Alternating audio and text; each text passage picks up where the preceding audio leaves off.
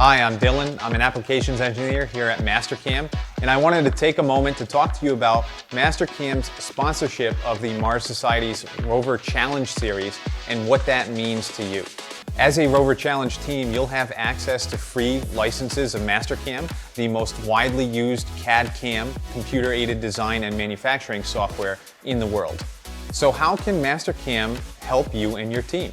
Need to design and 3D print a component? Mastercam has a full suite of modeling and mesh tools to take your design from inception to print bed on a machine. Need to machine a part from the simplest bracket to the most complex rover part you can imagine?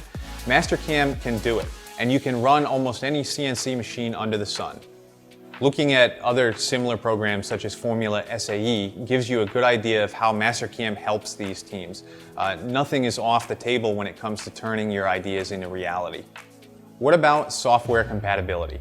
A lot of teams use other CAD software such as SolidWorks to do their design in. Regardless of what you choose, Mastercam can import and work with any of these file types, so you spend less time worrying about software conflicts and more time creating.